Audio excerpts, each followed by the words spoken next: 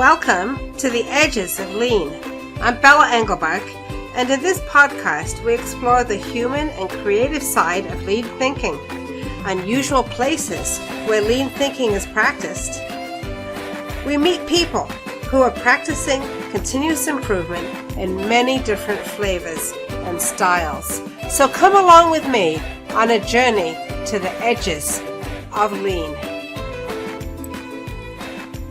Episode 28, Continuous Improvement and People Solve Problems.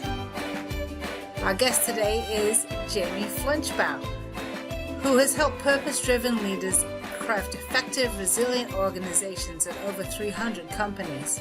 Leveraging more than 30 years of experience in helping build over 20 companies, Jamie collaborates with leaders and their teams to bridge capability, strategic, cultural, and systems gaps so they can safely span potential pitfalls and have a purposeful impact on their organizations. Jamie is co-author of The Hitchhiker's Guide to Lean, Lessons from the Road, and is the co-host of the podcasts Lean Whiskey and Happy Heuristics. He's here today to talk about his new book, People Solve Problems. Jamie Flinchbaugh, welcome to the Edges of Lean. Thanks for having me. Glad to be here.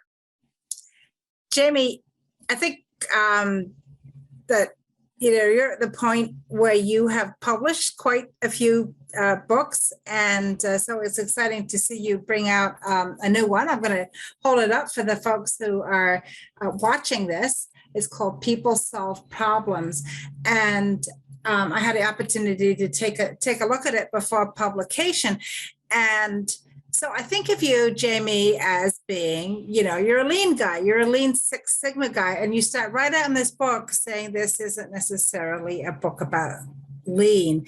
And I think that's really cool. And that fits so well in with the edges of lean, because at the edges of lean, I really want to explore all the things that look like lean, but people don't call them lean, or the things that we've incorporated into lean that come from somewhere else. So why is this not necessarily a lean book? Yeah, it's a good question. It's for starters, I think for those in the lean community, problem solving has become more of a central theme and a primary push through lean. But then, around the edges or across a continuum, there are many different forms of continuous improvement, and there's many different varieties of lean as well. And so in many ways, I think whether it's, Six Sigma or Shannon or Kettner-Trago or all these other methodologies that are out there, there's still some common lessons to be learned. But even beyond that, there's a lot of companies out there that have no formal method. In fact, you'd probably argue there's probably more companies out there that have no formal methodology of improvement and problem solving than there are that do. But they're all solving problems. And so whether they have a formal method or not, whether they have a program or not, whether they have a name for it or not, every organization is solving problems. Every organization fundamentally needs to get better at that. And I found that, at least in writing subsequent drafts from the first iteration, that the advice for a lean organization with lean problem solving is some of the same key advice to an organization that solves problems that has no tools or methods at all. And so I really try to serve both ends of the spectrum with the same fundamental pieces of advice. So, Jamie, when you say a lean organization, what's your definition? And why do you think we spend too much time worrying about definitions? Well, I do. Yeah. When people put, I tend to come down hard on folks for putting lean on PowerPoint slides, like, oh, here's my lean project. Like, I've been doing this about 30 years. I have no idea what a lean project is anymore. I don't know if I ever did, but we use lean as an adjective. We throw it on the front of things. And then that perhaps gives it credibility. Maybe it's shorthand for something, but in a lot of cases, it's simply jargon or confusion. So there's a lot of different, people will argue at length about there's a right version of lean, there's a wrong version, there's a Toyota version, there's a something different. But fundamentally, I see lean as the exploration of a set of principles, behaviors, skills, tools, processes, all meant to increase the effectiveness of an organization. And again, we can split hairs about origins and what terms fall in the definition and what fall out. But I was always, and sure some people will be critical of me for this, which is fine, but I've always had a slightly more flexible definition, which includes adopting tools and methods from very different areas that we can pull into lean because it's consistent with a set of thinking and can help make it more effective. So my definition of lean evolves, as I think every organization, and even if we use Toyota as an example, as I think their definition perhaps evolves as well. Well, exactly. And they have the different problems to solve today than they did 10 years ago or 20 years ago or 60 years ago. So, being, a vast international company, there's a whole set of approaches, that, a paper A3 in a file drawer, are not going to help to solve. So this is a book then for people who are in the lean community, but it's also a book then for people who have problems to solve in their company, right? Whether or not they want to do a lean implementation, right? That we could discuss, whether every company should do a lean implementation. So what have you seen in organizations? I'll go beyond, businesses, because I know you work with organizations that not necessarily businesses. What do you see in organizations as sort of typical untrained problem-solving methods? Well, I think, so again, it's not always a method. We're just solving problems and just sort of churning ahead. But I think fundamentally, a couple of common failure modes that we see in both, no matter how lean they are or never heard of the term, we see problems are a bad thing. Problems equal failure. And instead of an acknowledgement that we have problems no matter what, the problems are there, whether we acknowledge it or we don't. And so treating problems like a failure essentially leads to a very different response to when that happens. It's sort of like when, I say this is somebody with very bad knees, but when somebody gets a transplant, whether it's artificial knees or organ transplant, the body's like, oh no, that's something bad, we should attack it. And so we think there's a problem, we should attack it. Or attack the person who exposed it instead of embrace it and engage with it and recognize it as an opportunity to get stronger. And so that sort of mindset just around problems being a failure in the organization or of a person is a pretty common failure mode that needs an adjustment. I think second, it's how quickly we simply focus on executing solutions to problems. There's a lot of, just to get through the day, you have to just execute sort of known solutions for known problems. And I think that's a whole category. Known solutions for known problems, right? Your gas gauge says empty, you go to the gas station and fill her up. Your computer's glitchy. You don't need a computer science degree to know to at least try restarting it, right? It may not work, but it's but it more often seems to work than doesn't. It costs you almost nothing. And so you just execute what is a known solution for a known problem or a probable solution for a known problem. And so even in those, I think it's important to be thoughtful. It doesn't mean you have to be structured. It just means you have to be thoughtful around, all right, do we know the answer to this problem? And if so, then just execute. But then it's also important to then be thoughtful about where we don't and what we do about that.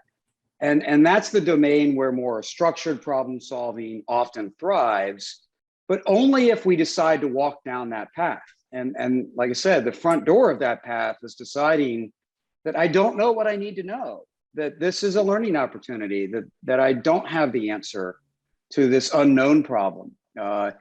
And so I am going down a pathway of exploration. And that's different than, I don't know whether we use the term learning or not. It is acknowledging that we don't know what we need to know. We can't just execute. We have to go learn. And that's, to me, core to problem solving.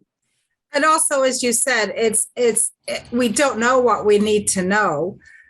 And it's okay to not know. So if you're in a place, if you're in an organization where not knowing is a bad thing, right? You didn't pay attention to your training, or you didn't follow the rules, or whatever reason. So you have to be able to get to that point also of being able to say it's okay to have a problem. It's okay to admit we don't know how to solve this problem right now, or we don't know why this problem happened. Yeah, and I think that's pretty important. I like to say, if you already know the answer, then what the heck are you waiting for, right? Just go execute, right? And so if that isn't the answer, if that isn't the pathway, then everything else is a learning exercise, right? Everything that doesn't fit into the known solution for known problems category is by definition a knowledge gap. We don't know what everything we need to know in order to achieve the result that we want, which is honestly why some of my favorite coaching questions in problem solving are, what do we not know, and what's the best method to go find out? Very simple questions, right? But not questions that we usually even ask ourselves. We just plow ahead with our tool set and never pause to think through that. So, Jamie, we kind of leaped all the way ahead from recognizing we have a problem to the concept of coaching. And coaching, I think, in the book you talk about leaders as being the ones doing the coach, which is also, a concept that we think of as being a lean concept. And again, in organizations that don't know anything about lead, the concept of leader as coach may be news in the organization. Could possibly be big news in the organization. So what do you find in organizations that have recognized that they want to do problem solving? How do you help get to that point of, all right, well, you're going to have to help to coach this? Yeah, so I think, the idea of leaders as coaches really comes from, well, I'll say this first, is I don't really care if every leader is a coach. I do, but I don't think that's the only way to get there. But there are two conditions that make that, in my mind, the best solution, the best pathway.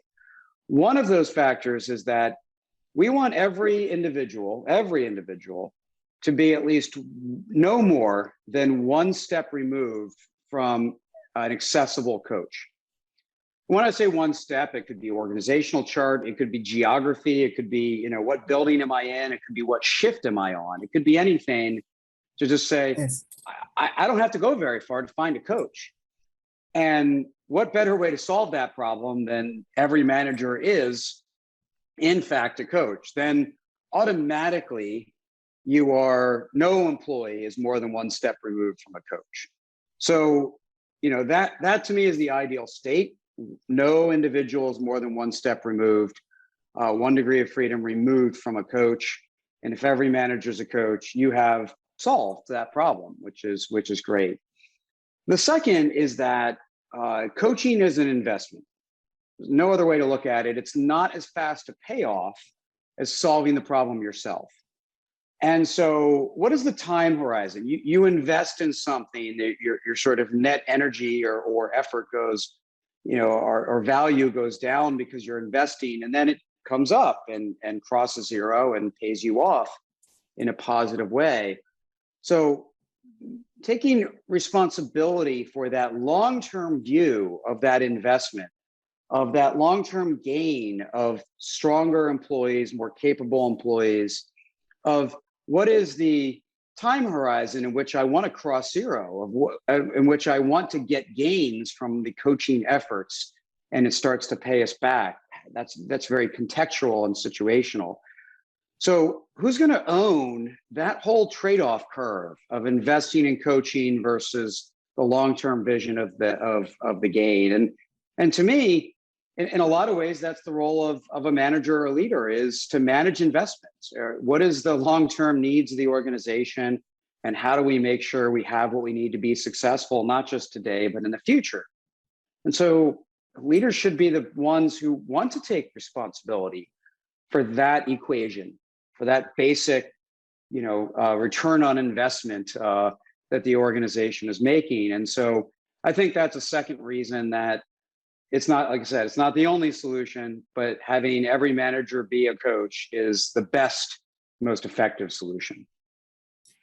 I feel like there's a real tug these days in organizations, which has been exacerbated perhaps by the pandemic, and people realizing that they don't necessarily have to take what they formerly took from their organization, right? So the idea that that you could go into work and people will tell you what to do, and you do it for perhaps a wage that may or may not be a living wage.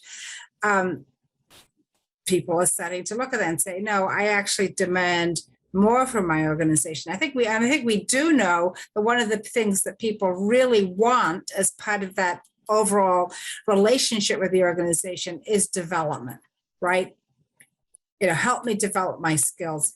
Help me get there. But at the same time, organizations are really crunched, right? They're crunched for time.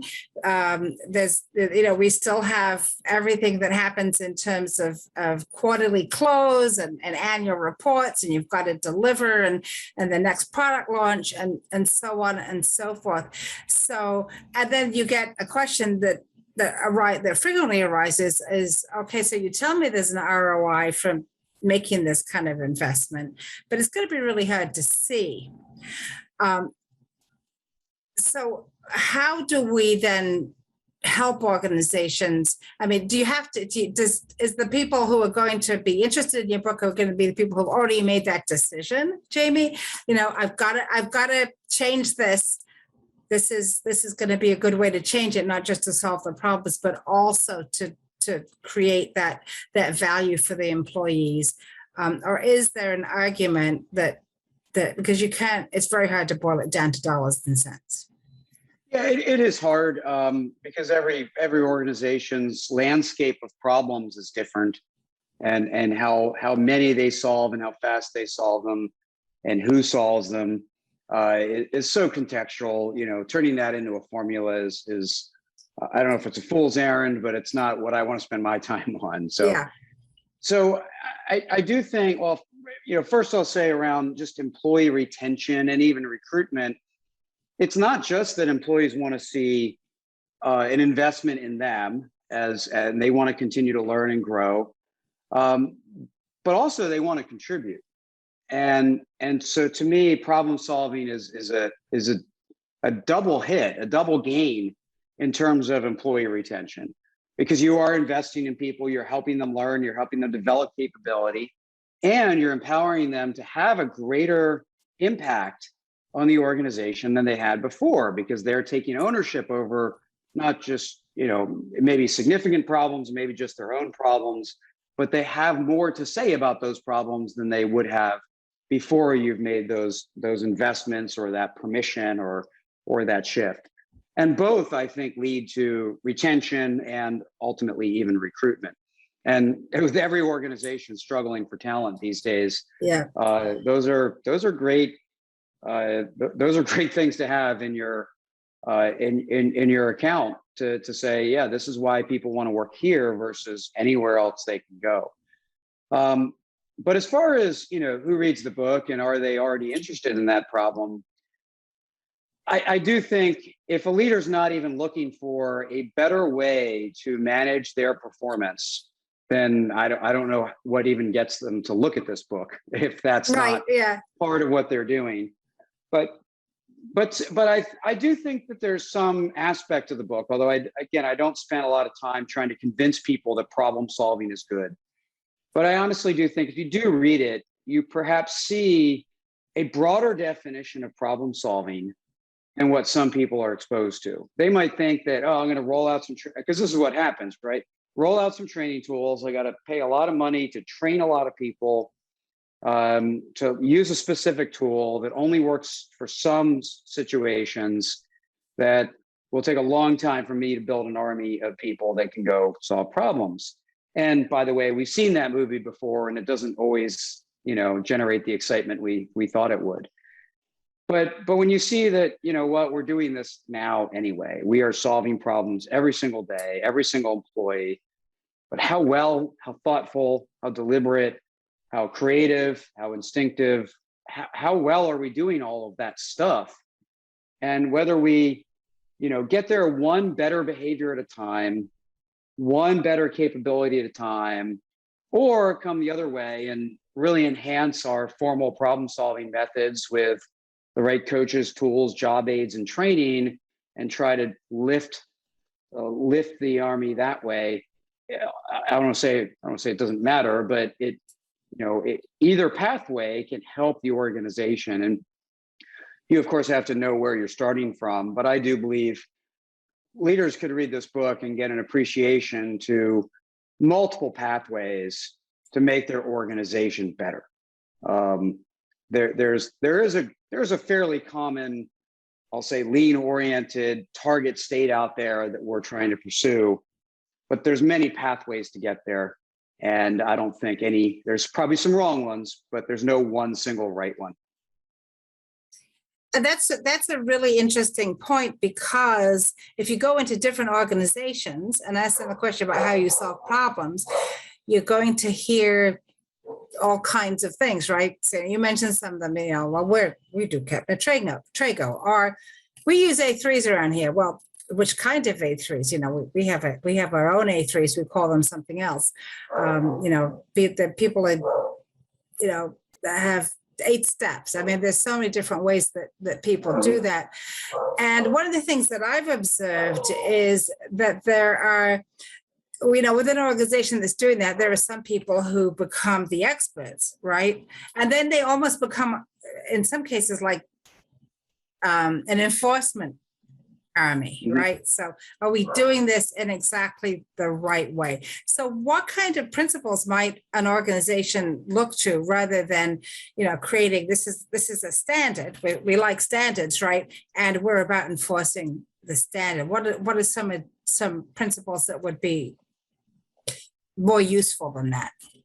Yeah, so and I have no problem with standards and templates and all those things. I think it's just a matter of where they belong in the hierarchy of things.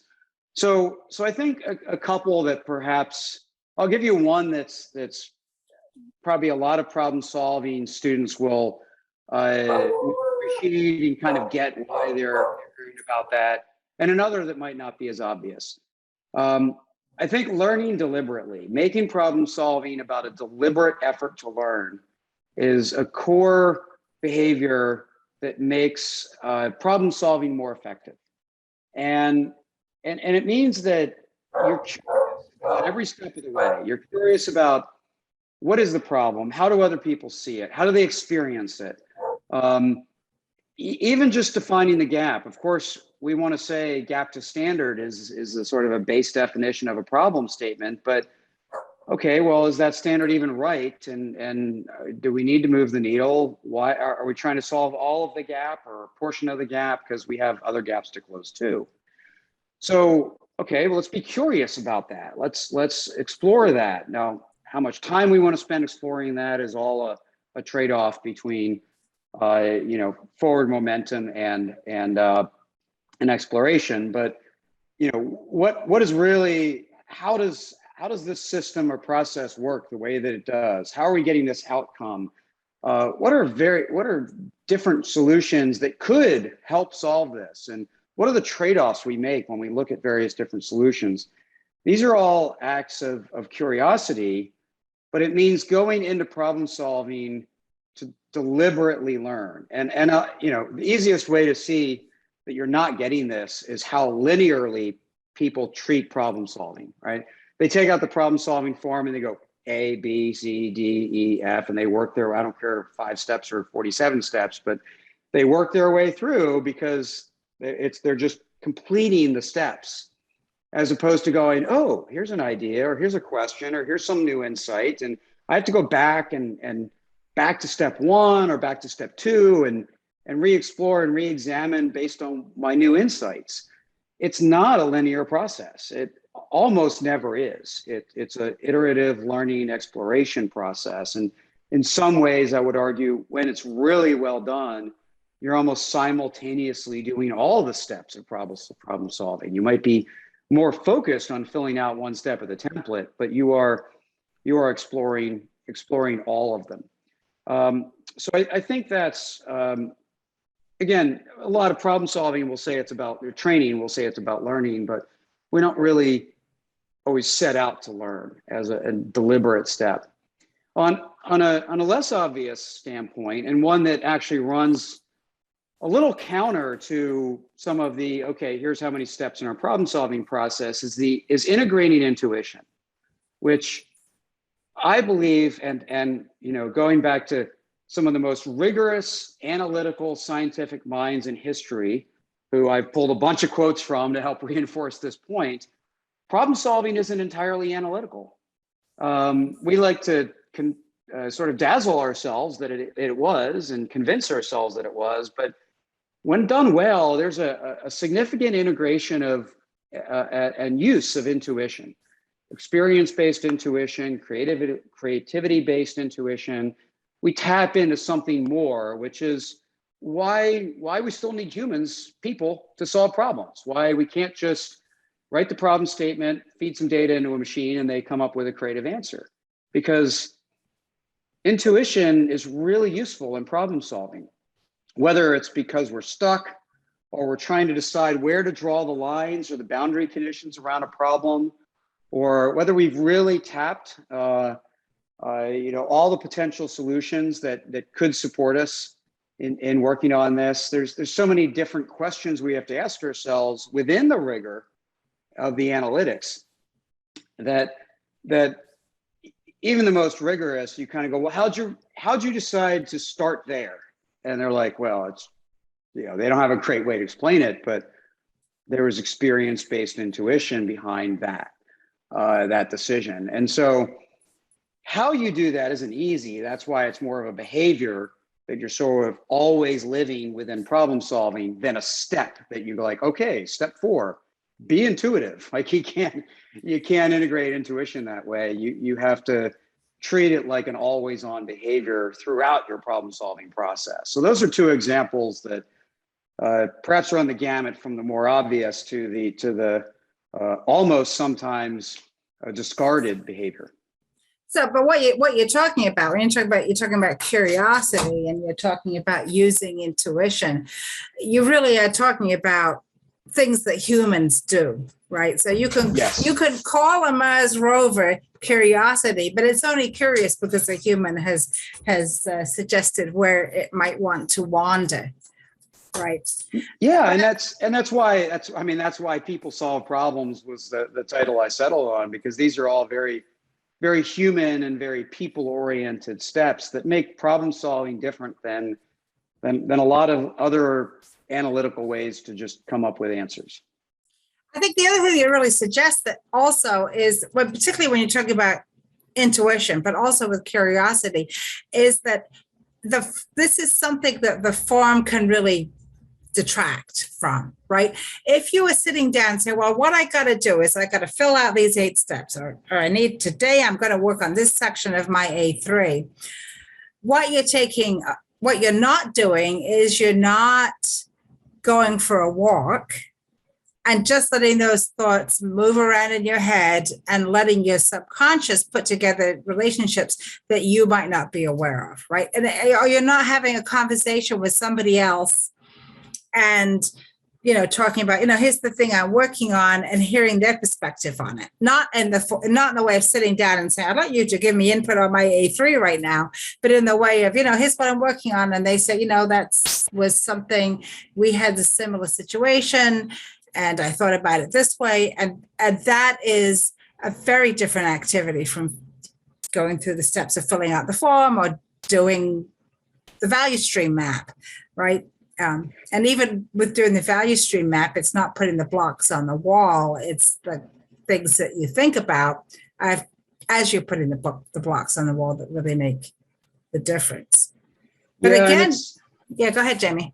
Yeah, it's you know, those things start to, you know, you want them to seep into your process and integrate, right, with the analytical stuff. You know, how many times do people go, oh, I was, you know, driving home last night, I had this idea, or was in the shower and I had this question, or I was out for a hike and this occurred to me. And those moments you can't, you know, I mean, if we could, boy, imagine as a human race what we could accomplish, but we can't always force those. We have to allow them.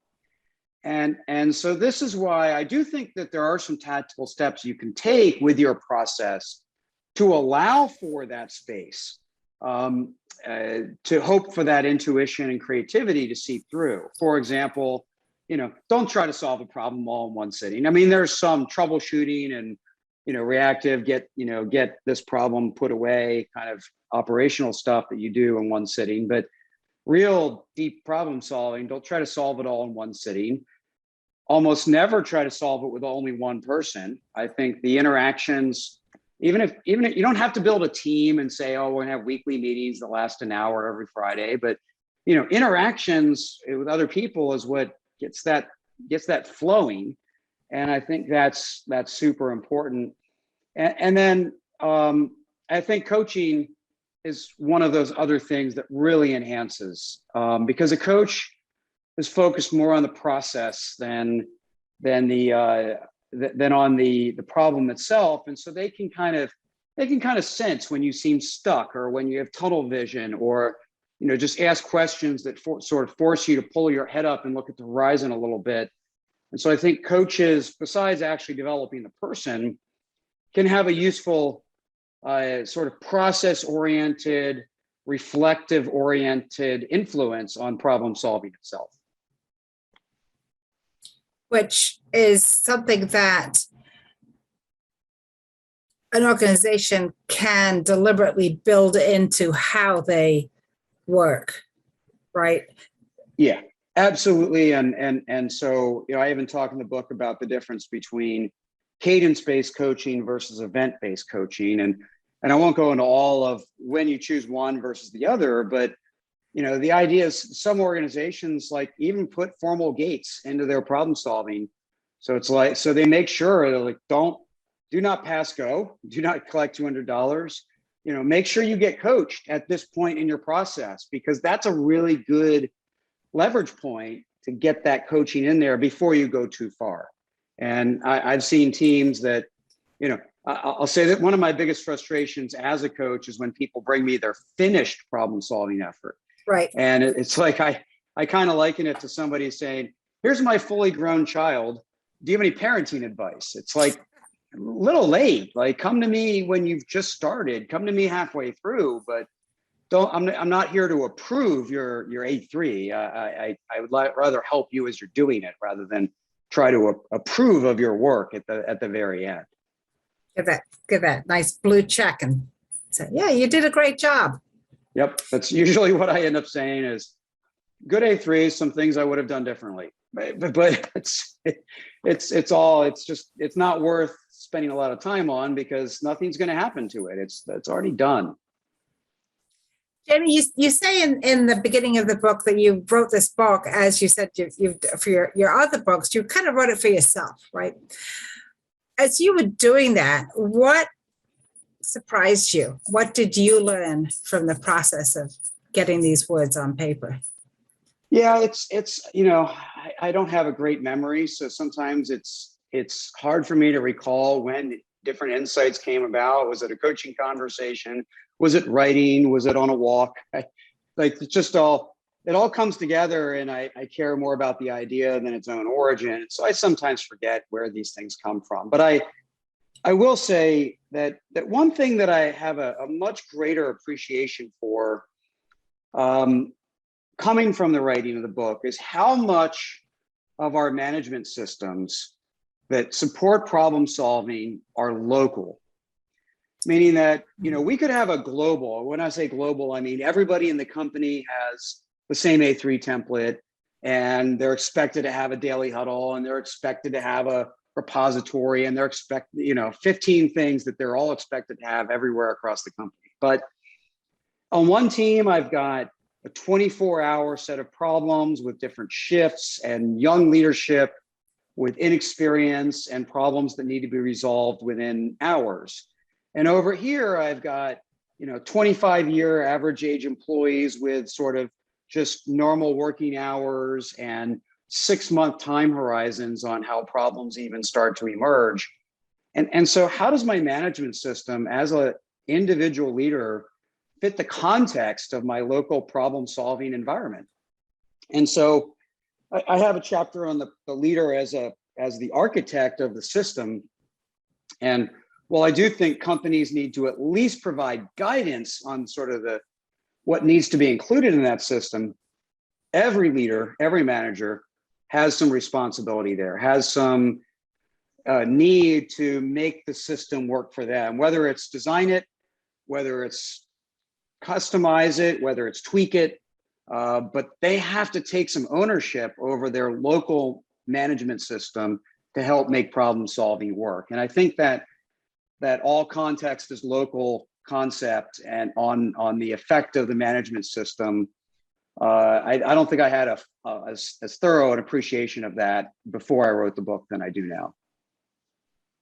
It's almost as if there are microclimates that you may Absolutely. be aiming for a climate of something in the company, but there's going to be a microclimate very much depending on who's there and the work they're doing. And absolutely, there's a micro culture, there's a micro system, there's a micro capability, and while somebody has to be responsible for the company as a whole, we also have to take whatever our own little corner of the world is, our own little corner of the organization, and cultivate all of those aspects as best we can. And have a commitment to do that and improving it, right? As times change and the problems evolve and the problems change. Yeah, I mean, even throughout the pandemic, I mean, we've talked with many organizations, many leaders about, how to use lean thinking to help make work from home more effective, and how to work on mental health issues in the organization, stress and disconnection and all those sorts of issues. And now, as people are at various different levels, returning to the office or returning to normalcy or returning to a new standard that is not yet normal but is still operational. Mm-hmm. And how do you think through all of that stuff? So whether it's a container shortage, a staffing shortage, or whatever you're facing, problem solving is that fundamental capability that makes you resilient to the future yet undefined problems that we are surely going to face. We just don't know what they are yet. Right, but they're gonna come along. Jamie, how do people find you? Easiest thing, because it's easier to spell than my full name, is JFlinch.com. But if they search for Jamie Flinchbaugh on LinkedIn, I believe I'm still the only one there. Right. They can find me there as well. And my email is jamie@jflinch.com. So you can always reach out to me there as well. You're the only one. Jamie, thinking about, kind of where you are now, what is the advice that you give to young people who are starting out? And I know you work with young people quite a bit. Yeah, I love working with, in particular, college students. And And I think that the number one piece of advice, and this is something I had to learn myself, was take ownership over your own learning journey. Sure, there's people with more experience than you. There's people with good advice. There's people who will give you knowledge that you are required to put to use. But it doesn't mean that all of it's right. And it doesn't mean that there isn't more to gain by earning the knowledge for yourself. So take personal responsibility and accountability for your ongoing learning journey. And, question things, understand them, build your own belief system. And ultimately, that may not pay you back in the first year, but it ultimately will pay you back in the long run. And organizations will help you, they'll invest in you, but all of that's very passive unless you take the ownership over yourself. And I think what that does too, Jamie, is you were talking about having that intuition, and intuition is built on multiple learning experiences and learning things perhaps that aren't even in the field you started in. So that's absolutely great advice. It's how you practice building insights that make you have a stronger intuition because you've asked asked yourself the tough questions. So Jamie's new book is People Solve Problems, The Power of Every Person, Every Day, Every Problem. It's not necessarily a lean book, so you can recommend it to your friends who are not necessarily into lean or continuous improvement, but it's a lean book. Congratulations on the book, Jamie. Thank you. It's I'm glad to get it out there and glad to have written it, and we'll looking forward to see how people respond. All right. Well, let us know, so you can reach out to Jamie on LinkedIn or email him. You can also make comments anywhere you watch or listen to The Edges of Lean. And thanks so much, Jamie, for coming out to The Edges of Lean with me. Thanks for having me. Appreciate it. This is Bella Engelberg, and I'd like to thank Jamie Flinchbaugh for being my guest on The Edges of Lean. What problems are you going to solve? We'd love to hear from you. Find Jamie at JFlinch.com or on LinkedIn. Find me at leanforhumans.com or on LinkedIn, or comment wherever you watch or listen. No matter how you travel to The Edges of Lean, your ratings, reviews, and comments are greatly appreciated. Please join me in exploring more of The Edges of Lean. There's a lot to learn, and check out my friends in the Lean Communicators community at leancommunicators.com. You'll find more podcasts and videos with lots of great new content every week. The Edges of Lean is written and produced by Bella Engelberg. This is a Lean for Humans production.